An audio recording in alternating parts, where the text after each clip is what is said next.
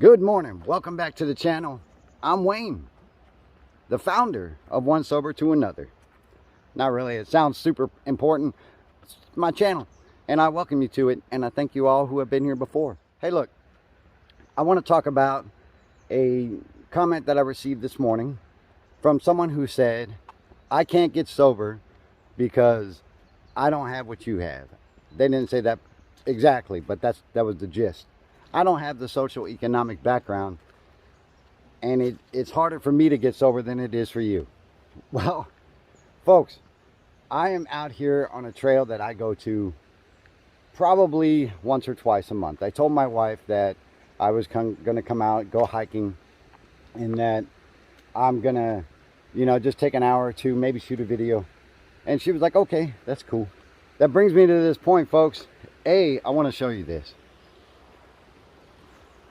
This is absolutely amazing.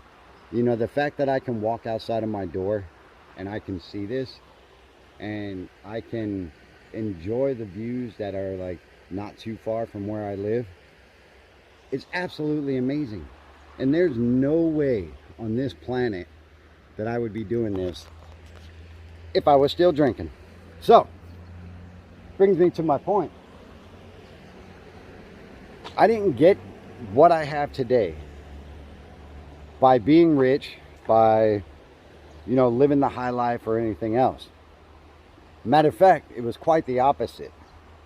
I come from a background where, if you saw my video, I was homeless in Baltimore, or if you've seen any of the videos that relate to my past, you will know I had no money growing up. I had zero. Matter of fact, we used to pour water on cereal. We used to have to eat powdered milk.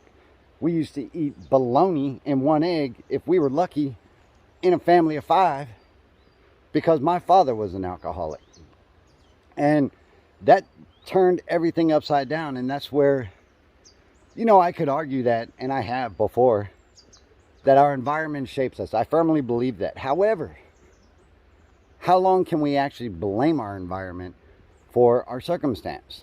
That's the key, and that's the question. The argument is that a person is having troubles getting sober because they don't have the means to do it. They don't have the money that I have. They don't have, the ability in order to get that help right away.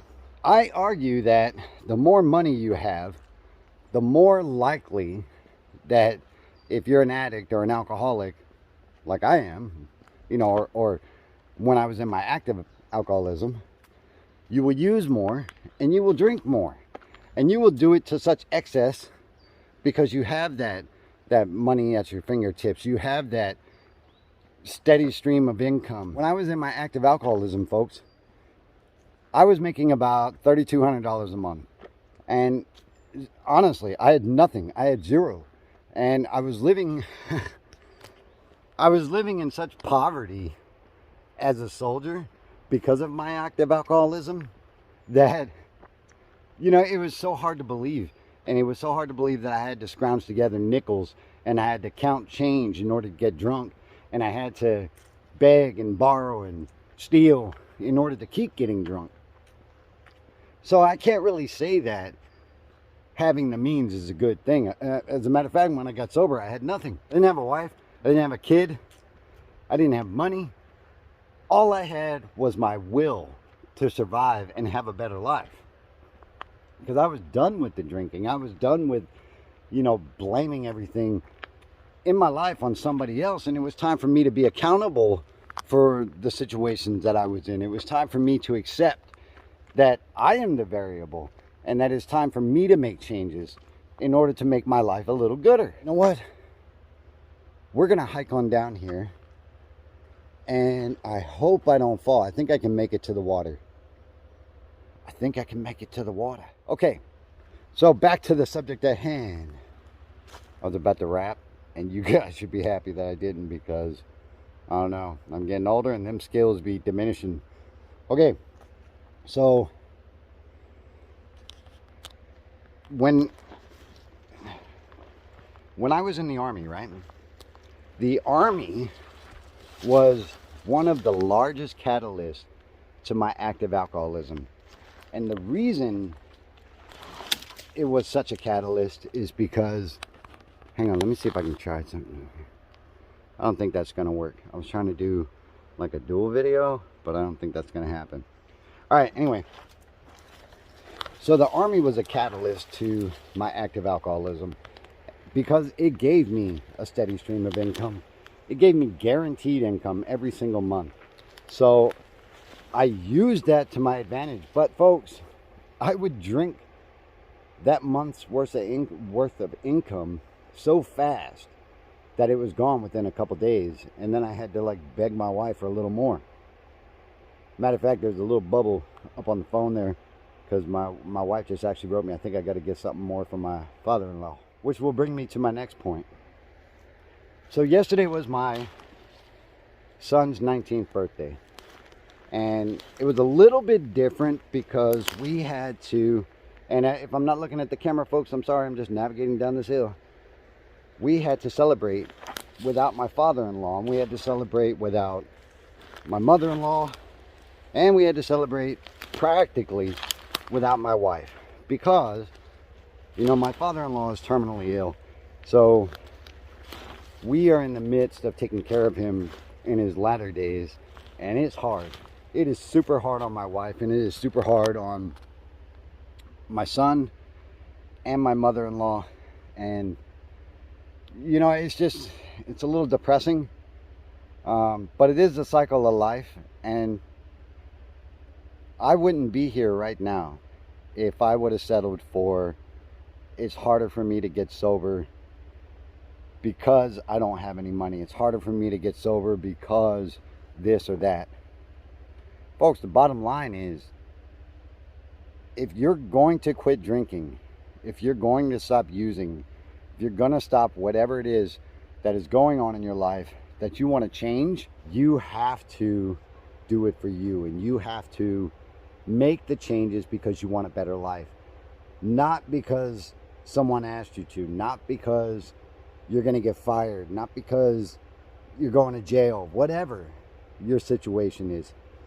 The longer that we apply blame to exterior circumstances or to exterior events for us to make changes, it's never going to happen, folks. And that's the scariest part about addiction, is that unless we decide to make that change, unless we decide to make things better for us, for our quality of life, and make amends for the chaos and the things that we caused in our active alcoholism or addiction, nothing's going to change. So put that in your back pocket and think about it, because it's just too daggone easy to say, I'm not rich, I can't get sober because I can't do this or that. Or I'm rich, why the hell am I going to stop? Because I'm not hurting anybody.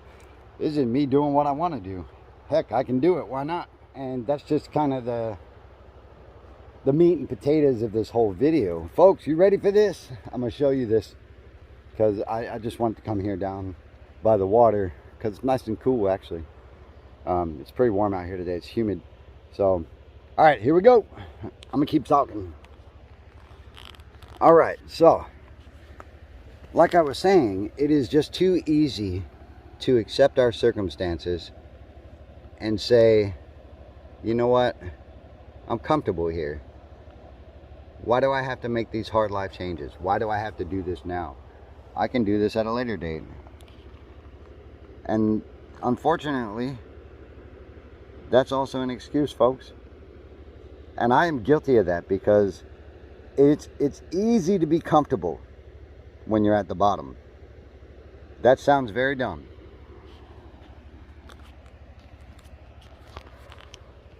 It is easy, so easy to be comfortable because I don't have to move up. I don't have to take that trek, and I don't have to get back up this hill, or I don't have to, you know, do the work. And doing the work is uncomfortable, folks. I'm here to tell you straight up, doing the work to get sober is uncomfortable. And I had to endure that spot of uncomfortableness I don't know if that's a word. In order for me to get sober, I had to make those hard amends, even though a lot of people didn't accept them. I had to do those. I had to look my wife in the eye and say, I'm the reason why you have these problems, or I did this, and I had to ask for forgiveness. Now, granted, you're not always going to get that forgiveness that you're seeking, because guess what? I did do damage in my active alcoholism. I did hurt people along the way. I did break promises. So there's no quick fix for that, folks. I have to make a living amends every single day. And, you know, that's just the hard part of it. And regardless if I'm rich, regardless if I'm poor, that work is the same. It doesn't change. Just how sincere are you about making the changes? How sincere are you about taking care of yourself? That's what it boils down to, folks. And I hope that I addressed that appropriately. And I hope that this person out there that actually put that comment on the video, My Day as an Active Alcoholic, I hope you know that I care about you, and this is not a shot. And I hope you know that, you know, I'm here for you. And I hope you know that this life is a daggone garden, and it's waiting for you to plant the seeds. And hopefully this video is a little bit helpful. And if you've gotten any value of this, consider subscribing to the channel. Life is a garden, daggone it. I'm going to see you guys in the next one. Have a good day.